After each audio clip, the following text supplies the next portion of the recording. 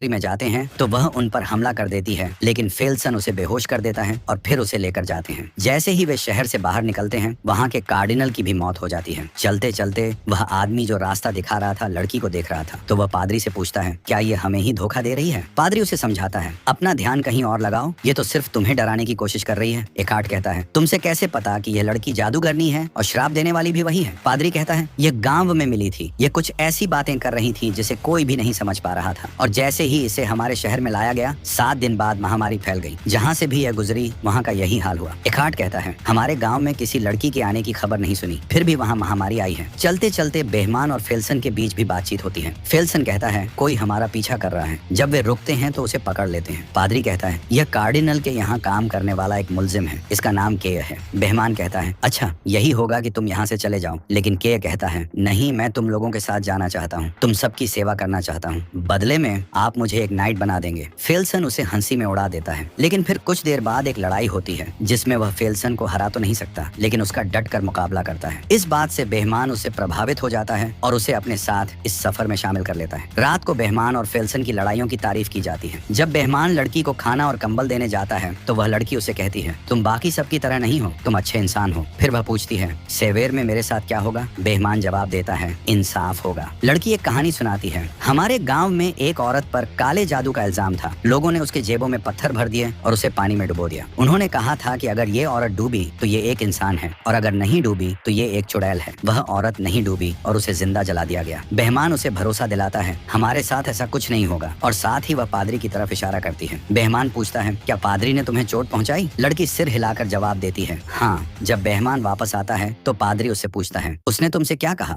बेहमान कहता है, तुम क्यों जानना चाहते हो? पादरी उसे समझाता है, उससे अपने दिल के राज मत बताना, नहीं उसकी बातों पर विश्वास करो, वह बहुत चालाक है, वह हमें आपस में लड़वा सकती है। फिर रात बिताने के लिए वे जंगल में रुकते हैं। पादरी सबसे कहता है, हमें पहरा देना होगा, तो एकार्ट पहले पहरा देता है। वह उस लड़की की तरफ देख रहा था। कुछ घंटे बाद जब पादरी उसके पास आता है तो एकार्ट कहता है, ये लड़की मुझे मेरी बेटी की तरह लग रही है। यह सुनते ही लड़की उदास हो जाती है। जैसे ही एकार्ट जाने वाला था, लड़की रोने लगी। वह कहती है, मुझे इस पादरी के साथ अकेला मत छोड़ो। एकार्ट पूछता है, तुम्हें इससे डर क्यों लगता है? लड़की एकार्ट को पकड़ लेती है, उसे बचाने की कोशिश करते हुए। जैसे ही पादरी आगे आता है, लड़की पादरी का हाथ जख्मी कर देती है और उसके गले से चाबी ले लेती है और वहाँ से भाग जाती है। ये शोर सुनते ही बेहमान, फेल्सन और के वहाँ पहुँचते हैं। पादरी से पूछते हैं कि क्या हुआ, तो पादरी बताता है कि वह लड़की भाग गई। वे सभी पास के गांव में जाते हैं ताकि उसे पकड़ सकें। उस गांव में भी महामारी फैल चुकी थी, वहाँ ज्यादा लोग नहीं थे, और जो थे वे बीमार थे। फिर लड़की अपनी शक्तियों का इस्तेमाल करने की कोशिश करती है। जैसे ही एकार्ट को वह अपनी बेटी जैसी लगती है, वह उसकी ओर बढ़ता है तो के को लगता है कि शायद वह उसे मारने के लिए बढ़ रहा है। वह अपनी तलवार आगे करता है और इस वजह से एकार्ट की मौत हो जाती है। ये देखकर के बहुत घबरा जाता है और बार बार कहता है, ये मैंने क्या कर दिया? ये रुक नहीं रहे थे, मैंने इन्हें बहुत कहा, लेकिन वे मुझे मीरा पुकारते हुए बढ़ रहे थे। इसी बीच वह लड़की भी मिल जाती है। वह रोते हुए कहती है, मुझे वापस मत ले जाओ, मुझे वहाँ से भागना पड़ा क्योंकि वह मेरे साथ बुरा करता था। असल में उसका मतलब पादरी की मौत से था और सभी बहुत दुखी थे। अगली सुबह लड़की को वापस बग्घी में कैद कर लिया जाता है और वे फिर से सेवर की ओर अपना सफर शुरू करते हैं। मगर जाने से पहले पादरी बेहमान से कहता है, तुम और बाकी सब लोग अपनी लिखी बातें जादूगरनी के सामने मत करना, क्योंकि वह इन बातों का इस्तेमाल हमारे खिलाफ कर सकती है। कल रात एकार्ट अपनी बेटी के बारे में बात कर रहा था और जादूगरनी ने वह सुना। चलते चलते वे लोग रस्सी और लकड़ी के एक पुराने पुल के सामने रुक जाते हैं। एक आदमी कहता है कि वह 9-10 साल पहले यहाँ आया था, तब यह पुल ठीक ठाक स्थिति में था, लेकिन अब यह बहुत कमजोर हो चुका है। इसे पार करना खतरे से खाली नहीं, खासकर जब उनके पास भारी बग्घी हो। फिर भी वे पुल पार करने का फैसला करते हैं और बग्घी को रस्सी से बांधकर धीरे धीरे आगे बढ़ाते हैं। इस दौरान पुल टूटने लगता है और के मरते मरते बचता है, लेकिन लड़की उसकी जान बचा लेती है। किसी तरह वे पुल पार कर लेते हैं, लेकिन जैसे ही वे दूसरी तरफ पहुंचते हैं, पुल पूरी तरह टूट जाता है। पुल पार करने के बाद वे एक खतरनाक जंगल में दाखिल हो जाते हैं, जहां रास्ता बिल्कुल भी साफ नहीं दिख रहा था। मजबूरी में वे जंगल में रात बिताने का फैसला करते हैं। रात में बेहमान लड़की के पास जाता है और उसे धन्यवाद देता है कि उसने पुल पर उसकी जान बचाई, लेकिन लड़की ऐसी बातें करने लगती है जिससे बेहमान को उस पर शक होने लगता है। रात के बीच में बेहमान की नींद खुल जाती है क्योंकि वह एक बुरा सपना देख रहा था। जागने पर वह देखता है कि एक आदमी हथियार लेकर बग्घी के पास खड़ा है। बेहमान उसे देखकर चौंक जाता है और वह कहता है, इसकी वजह से हम सब मारे जाएंगे, इसे मार डालो, इससे छुटकारा पाओ, कोई हमें नहीं रोकेगा। तभी फेल्सन वहाँ आता है और उस आदमी के हाथ से हथियार छीन लेता है। उसी समय लड़की उनकी बातें सुन रही होती है। अचानक वह भेड़ियों जैसी आवाजें निकालने लगती है। इससे पहले कि कोई कुछ समझ पाता, भेड़िए उन पर हमला कर देते हैं। भेड़ियों से भागते समय एक मार्ग उनका शिकार बन जाता है और वे उसे बचा नहीं पाते। इस बात से बेहमान बहुत दुखी होता है। अगली सुबह वह लड़की को मारने का फैसला करता है, लेकिन पादरी बीच में आकर कहता है, मैं तुम्हें ऐसा नहीं करने दूंगा। बेहमान उसे दूर धकेल देता है। तभी फेल्सन वहाँ आता है और बेहमान से कहता है, मंजिल पास है, हम ब्रेक पर पहुंच गए हैं। बेहमान अपना इरादा बदल देता है और गिरजाघर की ओर अपना सफर जारी रखता है। रास्ते में फेल्सन कहता है, जब यह सब खत्म हो जाएगा तो मैं उस जगह जाना चाहूंगा जहाँ मेरा जन्म हुआ था। जब वे गिरजाघर पहुँचते हैं तो देखते हैं कि वहाँ के सभी सन्यासी महामारी के कारण मर चुके हैं। फादर एक प्रार्थना की किताब उठाता है और अब वह अकेला ही बचा होता है। वह लड़की पर कुछ मंत्र पढ़ने की कोशिश करता है, लेकिन तभी लड़की का असली राज सामने आता है। वह सबका अतीत बयान करने लगती है। बेहमान को एहसास होता है कि वह अपने पापों को छुपाने के लिए एक मासूम लड़की की जान बचाने की कोशिश कर रहा है ताकि वह नर्क में न जाए। लड़की कहती है, धर्म के नाम पर हुई लड़ाइयों में महामारी से ज्यादा लोग मारे गए। तभी पादरी को समझ आता है कि यह लड़की जादूगरनी नहीं है, बल्कि इसके शरीर पर एक डेमन का कब्जा है। पादरी उस पर भूत भगाने का अनुष्ठान करने लगता है, लेकिन डेमन धीरे धीरे अपने असली रूप में आने लगता है। वह उन सभी सलाखों को जलाकर वहाँ से उड़ जाता है और गिरजाघर के अंदर चला जाता है। यहाँ सभी को समझ आता है कि असल में यह डेमन चाहता था कि हम इसे सेवेर लेकर आएं। यही वजह थी कि उसने एक हार्ड और एक मार्क को मार डाला, क्योंकि वे इसके रास्ते में आ रहे थे। जब ये लोग गिरजाघर में पहुंचते हैं तो देखते हैं कि वहाँ के सभी सन्यासी मर चुके थे। वे सालों से किताब की नकल बना रहे थे, क्योंकि डेमन को सिर्फ इसी किताब से खत्म किया जा सकता था। अब पादरी के पास जो किताब थी वह दुनिया की आखिरी किताब थी, उसी से डेमन को खत्म किया जा सकता था। बेहमान पादरी से कहता है, तुम्हें यह लड़ाई अकेले लड़नी होगी। फेल्सन पूछता है, हम शैतान से लड़ रहे हैं या इस लड़की को बचा रहे हैं? बेहमान जवाब देता है, दोनों ही। जब वे गिरजाघर के अंदर जाते हैं तो शैतान उनके सामने आता है। बेहमान पादरी से कहता है कि वे अपनी भूत भगाने की प्रक्रिया शुरू करें। शैतान अपनी शक्तियों का इस्तेमाल करता है और चीजों को हवा में उठाकर इन पर फेंकने लगता है। कुछ देर बाद जितने भी सन्यासी वहाँ मरे पड़े थे वे गायब हो जाते हैं और शैतानी शक्तियाँ उनके शरीर पर कब्जा कर लेती हैं। अब वे लोग शैतान के गुलाम बनकर इन पर हमला करते हैं। पादरी किताब पढ़ रहा होता है, लेकिन तभी शैतान उसे मार डालता है। वह किताब जमीन पर गिर जाती है। फिर फेल्सन आता है और डेमन से लड़ने लगता है, लेकिन डेमन उसे झला देता है। केय किताब को ले लेता है और उसे आगे पढ़ने लगता है। जैसे ही शैतान उस पर हमला करने वाला था,